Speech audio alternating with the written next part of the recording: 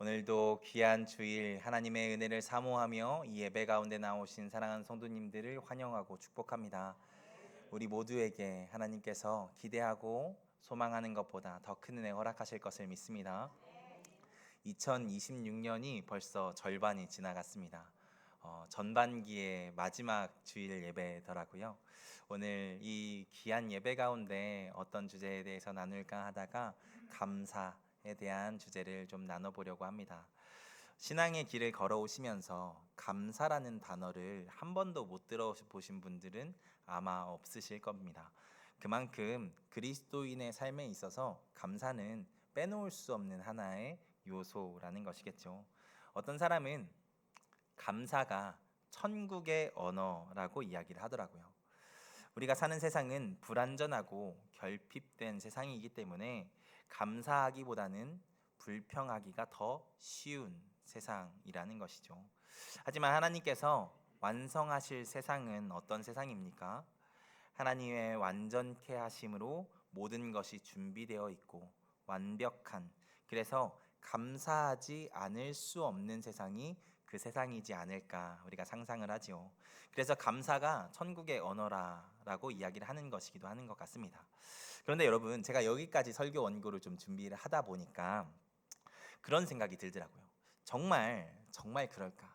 감사하지 않을 수 없는 세상이라는 것이 우리에게 있을 수 있을까?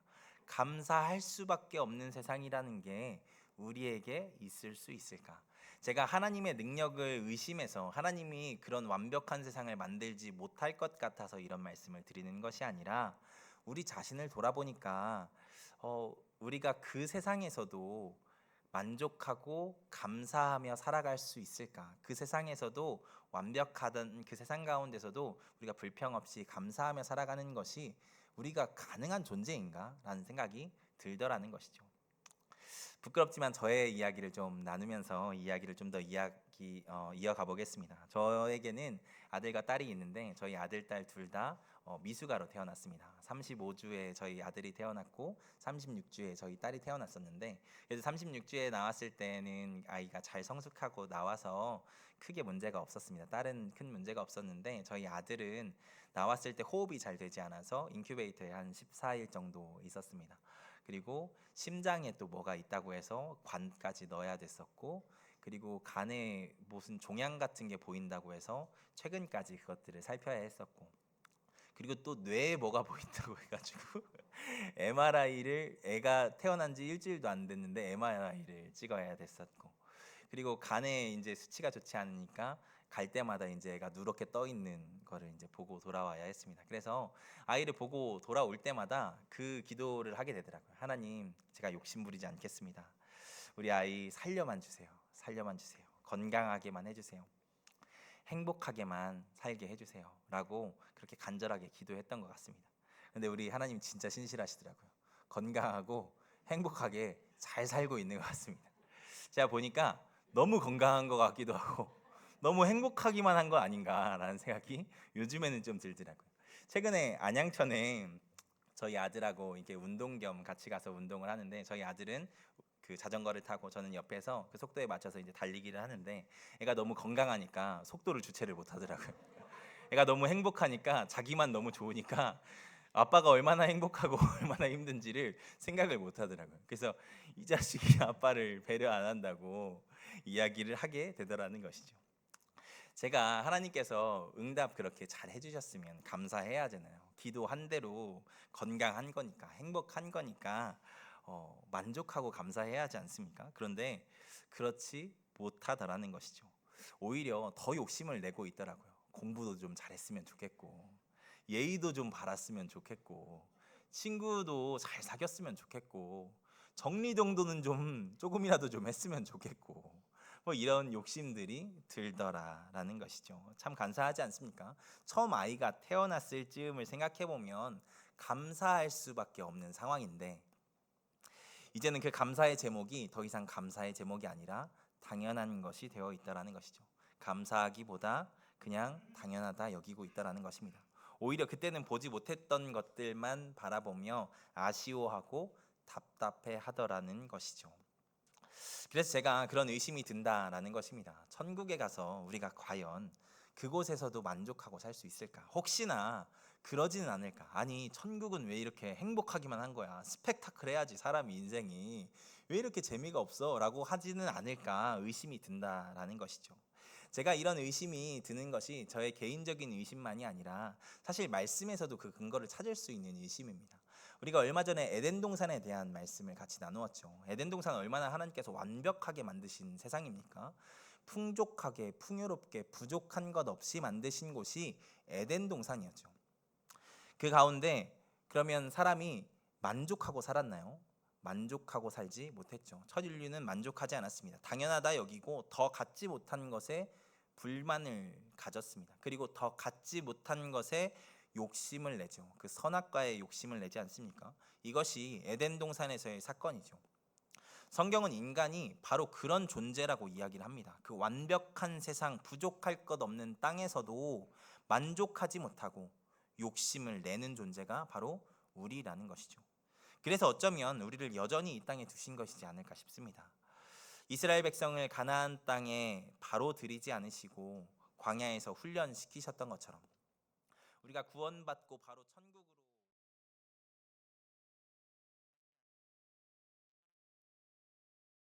하신 것이지 않을까 싶다라는 것이죠. 당연한 것이 당연하지 않은 것이며 감사해야 할 것임을 알게 하시기 위해서 말입니다. 그래서 하나님 나라에서 감사하며 하나님을 찬양하며 살게 하시기 위해서 이 땅, 어쩌면 감사하기 힘든 곳에서 감사를 훈련시키신 것이지 않을까 싶다라는 것입니다. 바라기는 우리가 감사의 삶을 이 땅에서 훈련하고 잘 준비하는 자들 되기를 소망합니다.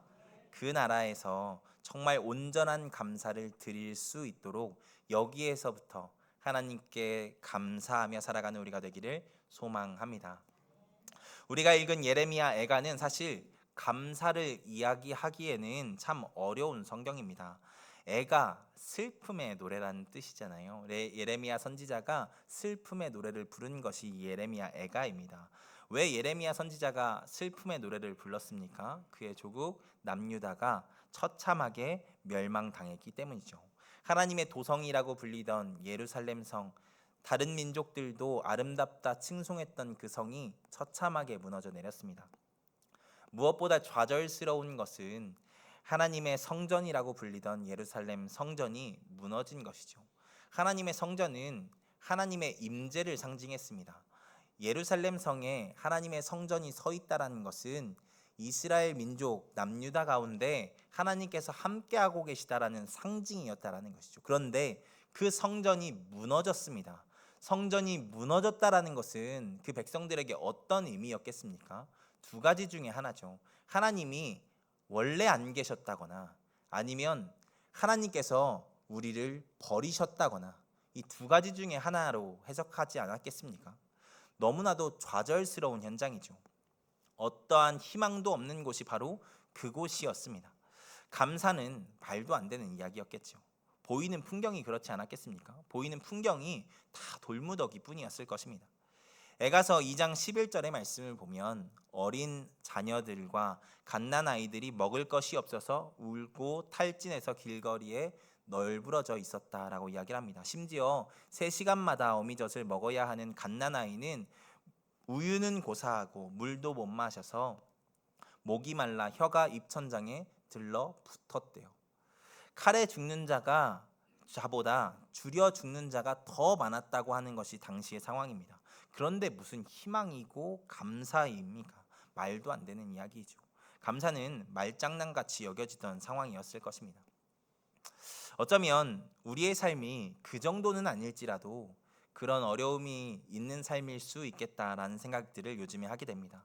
요즘 얼마나 살기가 힘듭니까? 월급은 그대로인데 물가는 하늘 높은 줄 모르고 오르고, 전쟁은 끝났다고 하는데 끝나지 않은 것 같이 뭔가 계속 지지부진해져 가고 있고, 그리고 또 두려운 소식들이 들려오고, 상가 이곳 저곳에는 임대 문의가 붙어 있고, 참 답답한 현실을 우리가 살아가고 있죠. 오늘 우리 귀한 청년들이 점심 식사를 대접하는데, 우리 청년들과 제가 교제를 해보면 청년들도 참 힘든 삶을 살아가고 있더라고요. 취업도 잘 안 될 뿐더러 취업이 돼도 그 기업에서 어떠한 소망과 희망과 비전을 발견하지 못하고 고민하는 청년들이 참 많이 있습니다. 그리고 또 결혼 이야기 많이 듣지만 사실 하고 싶어도 그럴 여유가 없다고 하더라고요. 매일 쫓기듯 살아가니까요. 제가 에바다 선교교회에서 청년부 사역을 할 때 안타까운 마음으로 하나 들었던 그 챌린지, 청년들끼리 있었던 문화 중에 하나가 무엇이었냐면, 우리 청년부가 했다는 것은 아니고 당시 청년들이 했던 문화 중에 하나가 10,000원으로 한 달 살기, 뭐 이런 챌린지를 했던 것이 기억이 납니다. 그런 것들을 들으면서 야, 우리 청년들이 요즘엔 청년들이 진짜 힘들구나라는 생각들을 했었거든요. 그런데 얼마 전에 보니까 그 청년들 안에 요즘에는 새로운 문화가 생겼는데 무지출 챌린지가 생겼다라고 합니다. 10,000원도 안 쓰겠다라는 거죠. 무지출 챌린지. 여러분, 얼마나 쓰고 싶은 것이 많은 때입니까? 사고 싶은 것도 많고 하고 싶은 것도 많고 가고 싶은 것도 참 많을 때인데, 그 시절 그 시간들을 무지출하며 살아가겠다라는 것이 그 청년들에게 어떤 시간들로 다가가고 있는지 고민하게 되는 시간들이더라고요. 그들에게 정말 희망이 있었을까? 그들이 감사할 수 있을까? 참 어려운 시간들이겠다라는 생각들을 하게 되는 시간이었습니다. 그런데 여러분, 오늘 말씀에서 예레미야는 그럼에도 그 속에서 감사하며 이렇게 고백하고 있습니다. 오늘 우리가 읽은 본문이죠. 예레미야 애가 3장 22절의 말씀 한번 읽어보겠습니다. 같이 읽습니다. 여호와의 인자와 긍휼이. 예레미야는 그 처절한 상황 속에서 감사합니다. 가장 먼저는 자신들이 살아 있음에 감사하죠. 그가 보고 있는 풍경, 경험해 온 시간들은 분명 그를 괴롭게 만들었습니다. 그래서 2장 11절을 보면 눈물에 눈이 상할 정도로 울었고 창자가 끊어지는 것 같이 괴로웠다라고 고백을 하기도 하거든요. 그런데 그렇게 울며 하나님께 울부짖다가 언제 잠들었는지도 모르게 잠이 들었다가 깼는데, 그 고통의 현장, 괴로움의 현장에서 자신은 여전히 살아 있더라는 것입니다. 진멸되지 않았다라는 것이죠. 바로 여기에서 예레미야는 감사할 것을 발견합니다. 그 엄청난 하나님의 진노 가운데서도 나를 살리시고 생명 주셨다라는 것에 감사하게 된 것이죠. 그래서 하나님의 성실하심이 아침마다 새롭다고 찬양하지 않습니까? 자고 깰 때마다 자신이 진멸되지 않았고 여전히 그 처참한 현실 중에서라도 자신을 살려주셨다라는 것을, 그 가운데 하나님의 사랑이 있음을 발견했다라는 것이죠. 여러분, 우리도 그 은혜를 받은 자들입니다. 오늘도 우리에게 하나님께서 새 생명을 허락해 주셨잖아요. 그런데 여러분, 우리는 그것에 넘어서 여기에서 그치는 것이 아니라 우리 하나님께서는 우리에게 더 큰 은혜를 허락하셨습니다. 예수님의 십자가로 우리를 구원하지 않으셨습니까? 우리를 영생에 이르도록 하나님께서 인도하셨죠. 우리는 그 은혜를 받은 자들입니다. 신학적으로 우리는 분명 멸망받았어야 할 존재들입니다. 우리는 혈통적으로나 우리의 실존적으로나 멸망받아 마땅한 죄인이었다라는 것이죠. 그런 우리는 예루살렘 성과 같이, 그 성전과 같이 철저하게 회파되었어야 할 존재들이었습니다. 이미 멸망되었어야 할 존재들이라는 것이죠. 왜냐하면 하나님을 배반한 존재들이니까요. 그리고 끊임없이 배반하고 있는 존재들이니까요. 그러니까 하나님께서 언제 죽여도 괜찮은 존재, 할 말 없는 존재가 우리였다라는 것입니다. 그런데 놀랍게 하나님께서 우리를 살리십니다. 생명을 그냥 유지만 하게 하신 것이 아니라 구원받아 영생의 삶을 누리게 하셨습니다. 예수님을 통해 무서운 심판을 해결하시고 구원하셨죠. 그게 하나님의 사랑이지 않습니까? 그게 우리가 받은 구원의 은혜이죠. 이것이 우리가 그 처참한 현실 속에서도 알아야 할 너무나도 중요한 감사의 제목입니다. 우리가 이 감사를 너무 쉽게 잊는 경우가 있습니다. 우리가 바라보는 풍경의 시선이 빼앗겨서 말이죠. 하지만 여러분, 기억하시기 바랍니다. 하나님께서 어떤 사랑으로 우리를 사랑하셨는지 말입니다. 자기의 아들을 주시는 사랑으로 우리를 사랑하셨습니다. 여러분, 그것만으로도 우리는 충분한 감사의 거리를 이미 받은 것입니다. 멸망받을 인생을 하나님께서 건지신 것이잖아요. 구원보다 여러분 더 큰 은혜가 어디 있겠습니까? 우리가 정말 하나님을 믿는 사람이라면 말입니다. 여러분 많이 들어보셨을 속담 중에 물에 빠진 사람 건져놨더니 보따리 내놓으라고 한다라는 속담 들어보신 적 있으시죠? 하나님께서는 물론 나뿐 아니라 내 보따리도 건지실 수 있는 능력이 있으신 하나님이시기 때문에 우리가 하나님께 그런 섭섭함을 표현할 수도 있겠다라는 생각도 들기도 합니다. 그런데 그럼에도 그 전에 우리가 물에서 죽음에서 심판에서 건짐 받았다라는 것은 항상 기억해야 하는 것 아니겠습니까? 보따리가 문제가 아니라 영생을 얻었음에 감사할 수밖에 없는 것이 그리스도인의 인생이어야 한다라는 것이죠. 바라기는 우리가 그 은혜를 먼저 기억하는 자들 되기를 소망합니다. 하나님이 우리를 구원하셨습니다. 그것만으로도 우리는 아침마다 주의 성실하심과 인자하심을 노래할 정도로 큰 은혜를 받은 것입니다. 보이는 풍경이 비록 좋지 않을지라도, 우리의 삶이 비록 어려울지라도 우리를 구원하신 은혜를 기억하며 우리를 심판에서 건지신 것을 기억하며 감사하는 자들 되기를 소망합니다.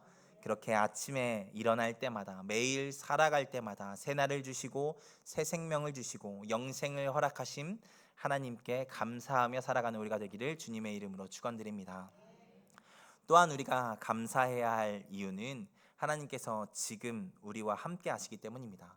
하나님은 자신을 임마누엘의 하나님이라고 계시하셨습니다. 임마누엘, 자기의 백성과 함께 하시는 분이라는 것이죠. 사실 이것은 오늘 말씀 예레미야 애가가 보여주는 그 현실을 살아가는 사람들이 느끼기에는 참 어려운 것이었습니다. 앞서 이야기한 것처럼 예레미야 애가는 예루살렘 성이 불타고 무너진 현장을 바라보며 쓴 책이잖아요. 그런 현실 속에서 어떻게 임마누엘의 하나님을 발견할 수 있었겠습니까? 불가능한 것이겠죠. 어떻게 그 현실을 하나님이 함께 하시는 현장이라고 감히 말할 수 있었겠습니까? 그런데 여러분, 그럼에도 예레미야는 하나님이 그 진노 중에 함께 하심을 고백합니다. 이것은 예레미야 애가가 가지고 있는 독특한 특징을 통해서도 볼 수 있습니다. 예레미야 애가에는요, 바벨론이라는 단어가 등장하지 않습니다. 그게 왜 독특하냐라고 물으실지 모르겠지만 예레미야서에는 바벨론이라는 단어가 150번이나 등장을 하거든요.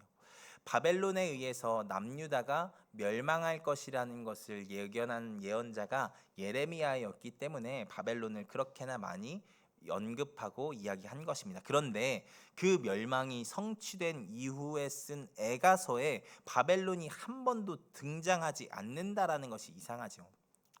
바벨론을 그렇게 익숙하게 쓰던 예레미야가 습관적으로라도 한번 바벨론을 언급할 법도 한데 언급하지 않았다라는 것도 이상한데, 저라면 그 예레미야 선지자가 바벨론에 의해 남유다가 멸망한다고 했을 때 참 많은 반대들이 있었잖아요. 멍에를 깨뜨리며 하나님께서 우리를 구원하실 것이다 거짓 선지자들이 외치기도 했고 말입니다.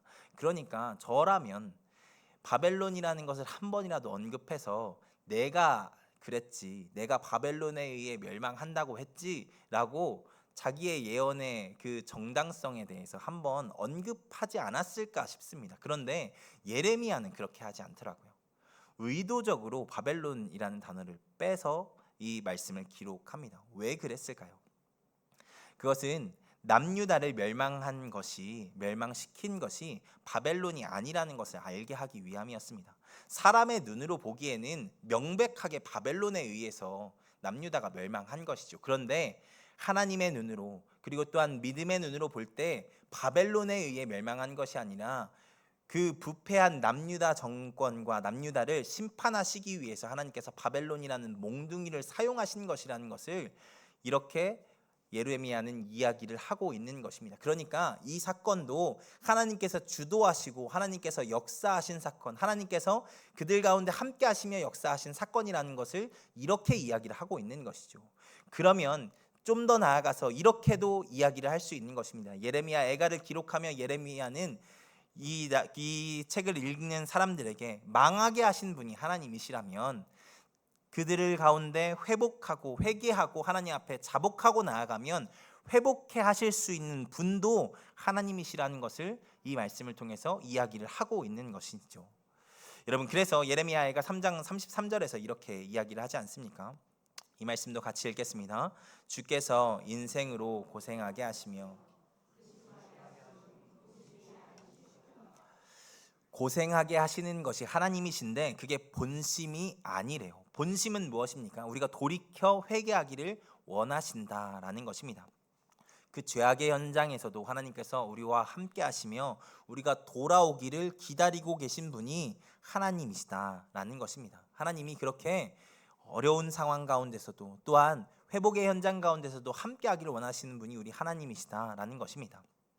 이렇게 항상 함께 하시는 하나님에 대한 고백은 예수님의 고백을 통해서도 묵상할 수 있습니다. 마태복음 11장을 보면요, 예수님께서 참 지치실 법한 사건들이 두 번 등장합니다.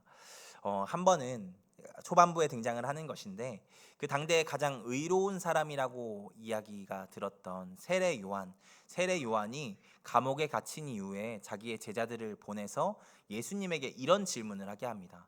당신이 오실 메시아가 맞습니까? 라는 질문을 하게 하죠. 의심이 됐다라는 것입니다. 예수님이 진짜 그분이 맞나? 라는. 그리고 그 다음에 이어지는 말씀이 무엇이냐면, 열심히 사역했던 여러 고을들이 예수님의 음성에 귀 기울이지 않고 의심하는 일들이 또한 이어집니다. 이것이 마태복음 11장 초반에 기록된 사건들이죠. 이런 의심의 말들을 들은 예수님의 심정이 어땠겠습니까? 저 같으면 정말 허탈했을 것 같습니다. 여러분, 예수님께서 얼마나 열심히 사역하셨습니까? 폭풍 중에도 잠을 주무실 정도로, 그 가운데 깨지 않으실 정도로, 너무나도 피곤할 정도로 열심히 사역하셨던 분이 우리 예수님이십니다. 그런데 그렇게 열심히 사역했는데 그 당시에 그렇게 신실하던 세례 요한이 예수님을 의심합니다. 예수님께서 열과 성을 다하여 사역했던 그 고을들에서 한 명의 회심자도 나오지 않습니다. 예수님께서 그렇게 열심히 치유하시고 기적을 일으키셨는데 반응이 하나 없는 것입니다. 그렇게 열심히 사역했는데 열매가 없는 것이죠. 그래서 11절 중반부의 말씀을 보면 예수님이 그 불신하는 마음을 저주하시는 장면들이 등장하지 않습니까? 그 답답함을 무서운 말로 표현한 것이지 않을까 싶습니다. 예수님도 이 땅에서 살아가는 것이 쉽지 않았을 수 있다는 것이죠. 가끔은 허무하고 실패한 것 같은 느낌도 받으셨을 수 있다는 것입니다. 그런데 이 11장에서 갑자기 25절부터 예수님의 음성의 톤이 달라집니다. 25절의 말씀을 같이 보겠습니다. 25절의 말씀 같이 읽겠습니다. 시작. 그때 예수께서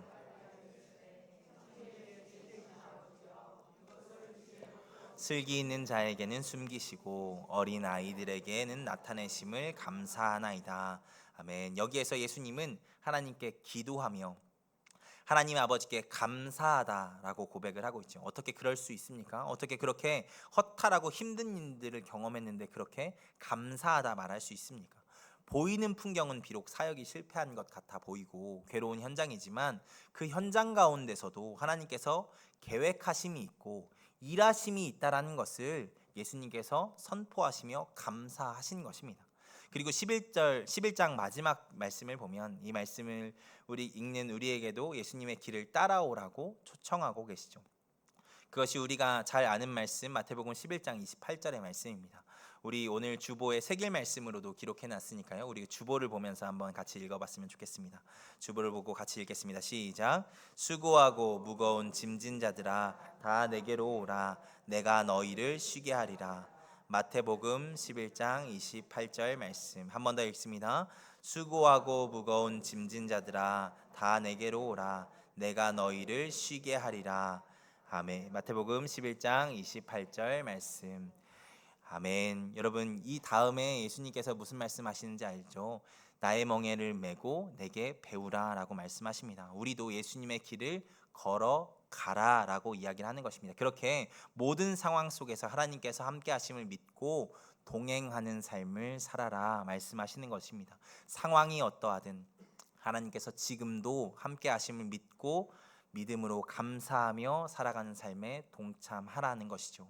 여러분, 예수님은 계속해서 이 말씀을 하십니다. 요한복음에서 승천하시기 전에도 보혜사 성령님이 항상 우리와 함께 하실 것을 말씀하시죠. 그리고 우리가 방금 살펴본 마태복음의 마지막 절에도 세상 끝날까지 너희와 함께 하겠다고 말씀하십니다. 마가복음을 보면 뱀을 집어올리며 무슨 독을 마실지라도 해가 없을 것이라고 말씀을 하시죠. 하나님께서 함께 하심으로 안전할 것을 이야기를 하는 것입니다. 그런 무시무시한 상황들은 우리가 이 땅에서 살아가기 때문에 언제든 우리에게 찾아오겠지만 하나님께서 그 가운데 함께 하시겠다라는 것을 그렇게 표현한 것입니다. 결국에 예수님께서 계속해서 무슨 말씀을 하고 계시는 것이냐면, 지금 우리가 살아가는 지금의 시간, 비록 하나님이 보이시지 않는 것 같아도 함께하고 계시며 동행하고 계시다라는 것입니다. 그것을 믿고 살아가라라는 것입니다. 그렇기에 우리도 예수님처럼 감사할 수 있습니다. 하나님께서 그 순간, 그 매 순간 함께 하시기 때문입니다. 그리고 함께 하신 하나님께서 반드시 하나님의 뜻대로 갚으실 것이기 때문입니다. 바라기는 우리가 그 함께 하신 하나님으로 말미암아 감사하는 삶을 살아가는 자들 되기를 소망합니다. 여러분, 지금 우리와 하나님께서 함께 하신대요. 그러면 된 것이지 않습니까? 하나님이 가장 좋은 길 결국에는 내주시지 않겠습니까? 그러니까 우리가 지금 감사할 수 있는 것입니다. 풍경이 바뀌지 않아도 말입니다. 하나님이 함께 하시며 하나님께서 결국에는 역사하시고 주도하실 것이니까요. 아이들을 키우다 보면 아이들이 우리보다 믿음이 더 좋다라는 생각들을 하게 될 때가 있습니다. 아이들은 무서울 때 엄마 아빠를 부르잖아요. 그러면 그 음성을 듣고 엄마 아빠가 그 아이 곁에 서줍니다. 그러면 그것만으로 아이가 담대해집니다. 그 전까지 무서워했던 것을 더 이상 두려워하지 않습니다. 엄마 아빠는 무서울지 몰라도 말이죠. 여러분, 우리도 그러길 원합니다. 우리 아빠 되시는 하나님이 우리와 함께 하십니다. 여러분, 그거면 되는 삶을 우리가 살아가기를 소망합니다. 그것으로 감사하는 우리가 되기를 소망합니다. 바라기는 그렇게 함께 하시는 하나님으로 말미암아 감사하는 우리가 되기를 소망합니다. 지금 이 순간 우리가 동행하시는 하나님으로 말미암아 그 감사의 삶을 살아가는 우리가 되기를 축원합니다. 어떤 이들은 그렇게 감사하며 살아가는 것이 약해 빠진 소리라고 이야기를 하는 사람들도 있더라고요. 그냥 현실에 순응하며 살아가라고 이야기하는 것 아니냐라고 말이죠. 물론 세상이 보기에는 그럴지 모르겠습니다. 하지만 감사할 것 없는 세상에서 감사하며 살아가는 것은 결코 순응적인 삶이 아닙니다. 오히려 본성을 거슬러 결단함으로만 할 수 있는 어려운 순종이죠. 바꿔 이야기하면 감사는 모든 세상의 논리에 패배했음을 인정하며 순응하는 것이 아니라 감사할 것 없다고 이야기하고 주장하는 세상에 감사하지 못하게 하는 그 세상에 대한 가장 강력한 저항이라는 것입니다. 생태학자이자 작가인 로빈 윌 키머러라는 사람은 그의 책 향모를 따으며에서 이와 같은 이야기를 했습니다. 제가 같이 읽고 싶어서 자막을 준비했는데요. 이 자막 띄워주시면 같이 읽겠습니다. 같이 읽겠습니다. 감사를 표현하는 것은 소비 사회에서 만족은 급진적 태도다. 감사를 표현하는 것이 순진무구해 보이지만 혁명적 개념이랍니다. 왜 그렇습니까? 우리가 살아가는 현실 사회는 소비 사회이고 자본주의 사회이고 경쟁 사회이지 않습니까? 그 사회는 만족과는 거리가 먼 사회입니다. 남들보다 더 많이 가져야 하고 더 높이 올라가야 하고 더 많이 이겨야만 하는 것이 우리가 사는 사회이죠. 그런데 감사는 그런 욕망의 시대 속에 만족을 표현하는 것입니다. 충분함을 표현하는 것입니다. 더 무언가를 요구하지 않는 그 욕망을 거절하는 표현이죠. 그래서 감사는 순진무구해 보이지만 혁명적이라는 것입니다. 그래서 오늘 말씀의 제목을 감사라는 혁명이라고 정했습니다. 감사, 혁명 참 어울리지 않는 두 단어이지만 방금 나눈 것처럼 감사는 수능과 굴종이 아니라 세상에 대한 가장 급진적인 태도이자 혁명적 태도이기 때문에 그렇습니다. 감사는 연약해 보이지만 하나님 없이 만족함 없이 끊임없이 불만족해하며 불안해하는 그 세상을 바꾸는 가장 혁명적인 태도입니다. 그것은 절대로 연약하지 않습니다. 서로를 짓밟고 지리기는 세상을 변혁시키는 가장 급진적인 태도입니다. 그래서 감사는 오히려 가장 강력하게 세상을 바꾸는 무기인 것입니다. 바라기는 우리가 감사로 세상을 이기는 자들 되기를 소망합니다. 우리에게 충분한 감사의 제목들, 그것을 기억하며 세상 속에서 하나님이 기뻐하시는 삶을 살아가는 우리가 되기를 소망합니다. 그렇게 하나님께서 살아가게 하신 우리의 삶 속에 숨겨두신 많은 감사의 제목들을 발견하며 그렇게 감사하며 나아가는 우리가 되기를 소망합니다. 그렇게 천국의 언어인 감사로 이 만족하지 못하고 욕망으로 충만한 세상 속에서 은혜의 혁명, 믿음의 혁명을 일으키는 우리가 되기를 주님의 이름으로 축원드립니다. 기도하겠습니다. 전능하신 하나님, 감사합니다. 하나님, 감사에 대한 말씀을 이 예가서의 말씀을 통하여서 듣게 하시고 우리를 구원하심에 감사하며 우리와 항상 함께 하심에 감사하며 나아갈 수 있도록 허락하심 감사합니다. 우리의 삶에 보이는 풍경들은 감사하지 못하게 할 것들 뿐이지만 하나님, 감사할 수 있는 것들을 이미 충분히 주신 그 하나님을 바라보며 만족하며 감사하는 우리가 될 수 있도록 주님 붙잡아 주시옵소서. 만족하지 못하게 하고 만족하지 말라고 이야기는 하는 세상 속에 저항하며 만족하며 충분함을 구하며 하나님 앞에 감사하며 나아갈 수 있는 우리 모두가 될 수 있도록 주님 붙잡아 주시옵소서. 그렇게 살아가기로 결단하는 사랑하는 모든 성도님들의 삶 가운데 하나님께서 찾아와 주셔서 살아갈 힘과 능력 허락하여 주시고 감사하는 삶 가운데 감사할 것이 더 넘치는 삶 살게 하여 주시옵소서. 하나님께서 그렇게 인도하시고 역사하실 것을 믿고 예수 그리스도의 이름으로 기도하였습니다. 아멘.